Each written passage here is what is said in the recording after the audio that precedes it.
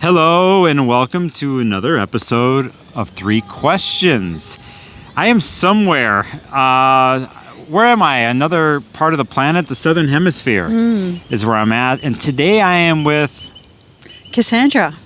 What's your full name, Cassandra? Cassandra Tyndall.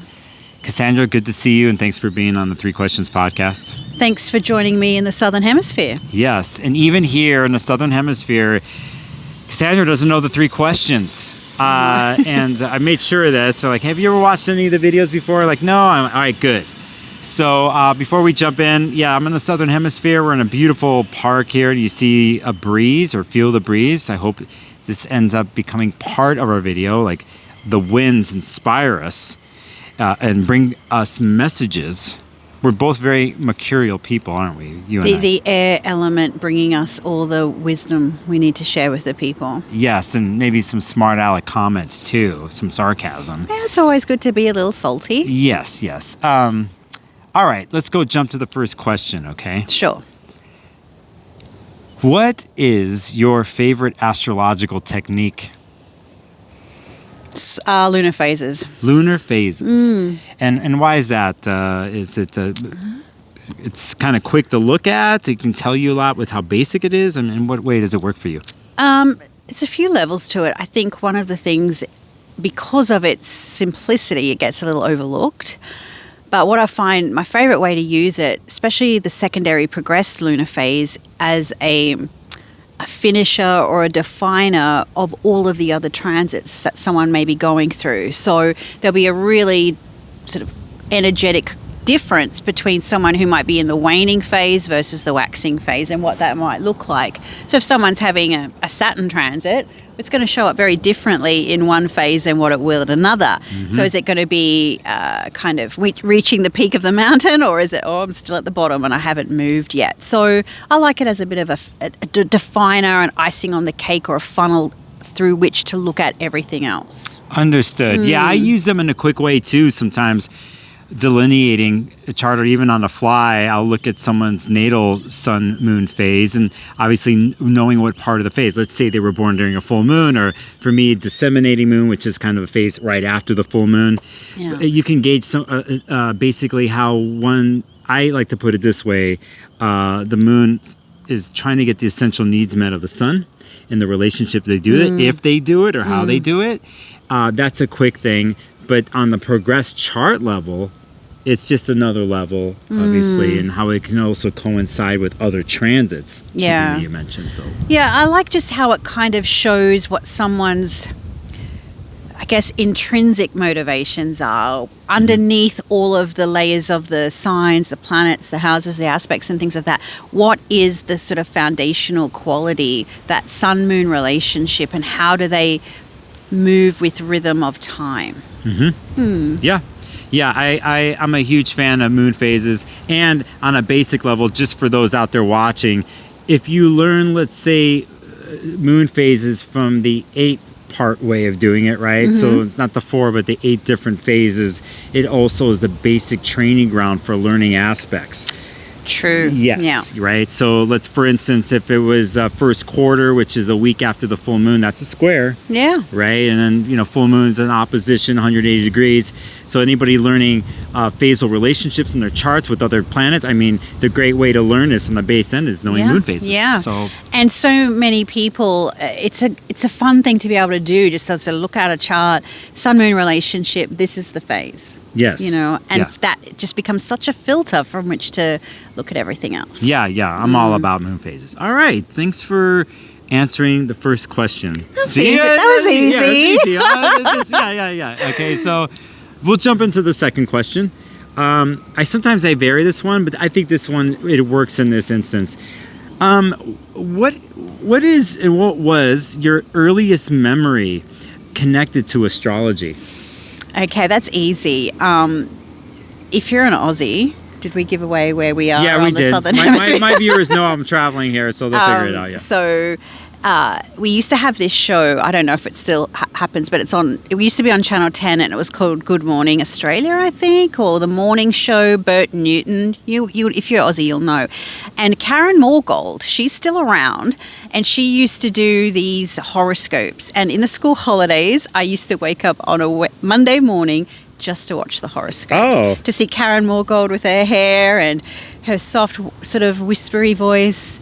This is the horoscopes for the week. And I just thought, what a cool thing to do. And here we are. Yeah. So when you were doing that, did you figure out like what yours was? Like, you figured out your birthday and you I always knew what star sign I was. So of course I was keeping my eye on that. And then my friends at school and, started to just make these connections about personality and horoscopes and... Yeah, I mean, that's how it started. Yeah, okay, that makes sense. A TV horoscope presenter. Well, it's funny, she was like the Walter Mercado of Australia, I guess. Oh, yeah, that's a good example. Because I think a lot of people watching this, there's a Netflix documentary on Walter, in the Latino world and South Florida, South American world, he was doing his forecasts. Yeah. Mucho amor, he used to say, was his tagline. But yeah, it's always interesting when I ask this question, how people encounter it. You'll probably have a go at my playlists and you'll listen to what other astrologers said. And it's pretty wild, their first memory. Really? Yeah. Oh yeah, it's amazing. And I just, for me, I have my own first memories. People on this channel know some of my first memories. What were they? They were basically through constellation books first. Okay. And noticing Castor and Pollux, I was always attracted to it and even didn't know that, representing Gemini. So there's that. And then as in 8, 9, 10 years old, I used to, in the grocery store line, while you're checking out, used to be all the tabloid magazines and all the gum and candy. Yeah. And then there'd be horoscopes there. Yeah. And that's, always looking Those scrolls. Remember the scrolls? Yeah. And I used to steal them. Chris Brennan, Lisa Shine was done the 3 questions. They all have a scroll answer. They were all influenced by scrolls too. Yeah. So there's people, different ways. Sam Reynolds. We should bring back the scroll. Do you think we should bring it back? Yeah, and it just kind of goes to old school stuff. Like we wrote things on scrolls, and we sent them. That's what I mean. It also has a meaning. It's not just let's do it again, but it's like let's go way back. Yeah. No, you're right. Everything. It'd be fun. Now it's we scroll on a phone. There's no actual opening up of a scroll. I like the old school. I like this idea. Maybe that's what I'm gonna do for my Patreon members. Do I have to write horoscopes on the scroll? It's a lot of work. $100 a scroll. So, but I really do have to think about that. Okay, so thank you for answering the second one, and thanks to the wind for helping out. Third question. Okay, this one. Okay, there's a couple of different ways I can do this one. I always like to know what astrologers are into or what they're passionately connected to that is not, in a sense, connected to astrology. So, there's always books we're looking at and concepts and all that kind of stuff on our bookshelf. But, are there any other things that you're reading, watching, taking in informational wise that have inspired you lately, that they're just part of your world, You mean lately or just as... You could say lately. I don't know if something pops up in your head. Yeah, I mean, I've been doing a lot of different things. Kabbalah has been a big part of things recently. I mean, metal, heavy metal, that's just kind of in my veins. So that's always a thing. So, yeah, just kind of diving into different, spiritual pathways and how astrology can guide you in different ways just beyond what the next transit's doing and kind of getting out of the drama of the turning sky and sort of think, okay, well, finding, I guess, the $64 million question, the fate and free will, right? So just, the philosophical side of things and the creation side of all things and, Pluto in the 9th for you. Yeah, no, I feel you on that. It's interesting you brought up metal, heavy metal. We've known each other for a little bit now, so I mean, I've been metal, and I come from a music past, as in the city I was from, and all that. But again, I think sometimes as astrologers, you're always staring at the calendar and all the different facets of it, and you need to do other things that have nothing to do with it. 100%. Even if it's always ends up back to it, you can always look at the astrology of anything. Right. Yeah. But I think it's important, and that's why I asked this question, is is to see where else that you're doing and the brain's going, and it varies in a certain person's life. You know, someone on the last podcast, they're way into cooking with a wok, and we talked about that. But everyone's different. And so for me lately, it's been very spiritual because of my solar return and where Jupiter is falling, Jupiter transit, what it's doing in my chart. But you know, again, I have to go do other things and research other things that are not the ephemeris, you know, or clicking on a timeline or something. So, you know. Yeah, I guess I've just been in a journey of, okay, what's above the stars? You know? Yeah. Take of that what you will. But outside of astrology, the gym is a big part of my, like, lifting heavy metal, listening to heavy metal. Heavy metal. Okay, do you want to go there, or you want to drop some bands, some names? Well, November is a big month because I'll be seeing Metallica. Oh, and then a few days after that, Opeth, that are from Sweden. I saw Opeth. Correct. Yeah. Earlier this year, I saw Ginger. They're from Ukraine. Oh, okay. Sensational. So, I mean, I love the whole Scandinavian black metal thing. Some South American metal bands, some Eastern European metal bands. I mean, of course, and I love just the American thrash as well. I mean, who doesn't? And of course, it's been a big week with Ozzy. Yeah, Ozzy passing away. And his influence on basically so metal. much. Yeah, everybody, anybody who's a metalhead or has played in a band. I mean, whether they know it now. I don't even think metal. I think Ozzy kind of he influenced everybody to some extent. You know, even if your taste in music isn't metal. So, you know, T-Pain did War Pigs, and even Ozzy was like, why didn't I know about this? I saw that T-Pain thing. Yeah. You know. Do you off the top of your head know his birthday, his sun sign? Sagittarius. He's a Sag? Yeah, Sag, Cap, Moon, Cap, Mars, Jupiter in Capricorn. So Mars, Moon, Jupiter in Capricorn, sorry. Wow. Venus and Scorpio. I think Mercury in Sag, Saturn in Virgo. Mars, Jupiter, though. Yeah. I mean, even though people might think like, oh, you know, he had his addiction problems, which he did, but he never stopped touring. He was a workaholic. He was a workaholic. Yeah, he never stopped touring. He was always going. Yeah. You know? Yeah. And so the moon squares Neptune, and he used to say that performing was his drug. Yes. Yeah. And that's how he went out. He did the final concert and all that. But well, thank you for, by the way, I have to remember when I put this up that I'm going to link in the copy some of the bands. I'll probably link some YouTube videos of some of the bands you mentioned, because that's what I do. Oh, thank you. In the copy. Along with other things I'd leave in the copy, as in, where can people find out more about you? CassandraTyndall.com is probably the place to go. I have my own YouTube, Instagram, Substack, you know, the things. You got a website, you have your circle there, a membership circle? Correct, yeah. I have a membership there. So I guess it's essentially like a Patreon, but in the Mighty Network. So there's an app there. Yeah, you have your students, you've been teaching, you got your downloadable webinars, things you've built up over the years. And I mean, I'll say this, I would say you're up there with your writing, with horoscopes, and what's the magazine that you curate? The Wellbeing Astrology. So yeah, that's here in Australia.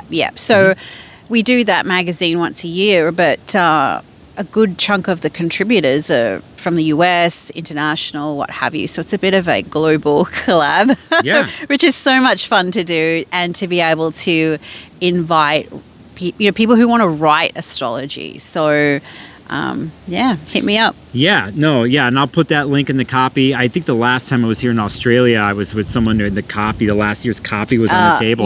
It's like it's like high gloss magazine. It's not like a half-ass. It's like in the publishing, in the media industry, they call it a bookazine. So it's it's not a book, it's not a magazine.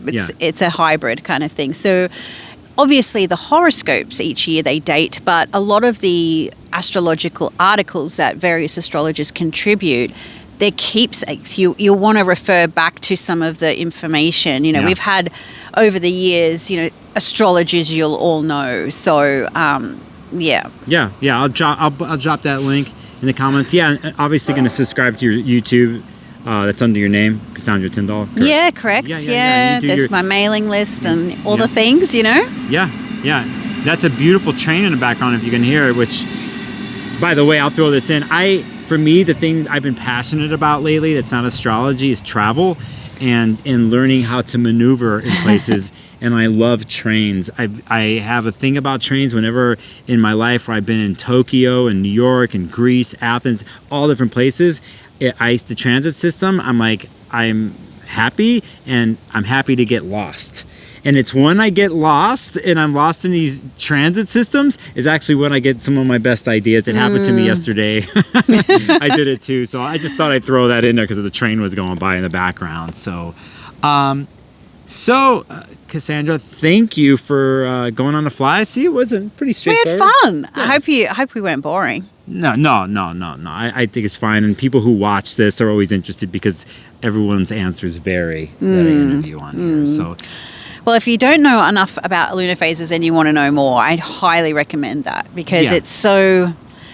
the sun and the moon, day and night, it's so fundamental to everybody. Easy to relate to too, even if you're beginning in astrology. But even so, like on the deeper end of things, sometimes we start to get involved in other concepts and the ways of doing astrology, and we'll sometimes even forget that. We lose the real basics. It's, sometimes the nodes are a real gateway for people to get into astrology, and once people start to learn a little bit about their nodal placements, there's a deep resonance within them with that. The lunar phases provide the same thing. For those, let's say, who are a balsamic phase person, right? So the moon right before the new moon happens, they're definitely their own character. Well, when you have it via progression. Or by progression, definitely. And that's something I'll be talking about with my Patreon members a little bit more, looking at sun, moon, phases and progress charts, and that alone, you don't have to even go farther than that sometimes to see an underlying story that's going on, and it usually coincides with I use progress charts with natal constantly, so it's one of my it's bread and butter. It's a go-to, for sure. Okay, it turned out to be a beautiful day today with a breeze here in wintertime here in Australia. Again, Cass, really, I'm so glad we were able to do this. Me too. You're on my list. We didn't get to do it last time I was here, so here we are. For those, my Patreon members, and for my paid YouTube members, thank you for the support. I could do stuff like this and more on the way. It gives me my creative freedom. And so my stuff isn't boring, basically. And that's why I like doing these interviews. Nicholas, boring. There is a boring part of me. No one ever sees it. So, so thanks to everybody who supports the project and my channel. On that note, we'll see you on the next video.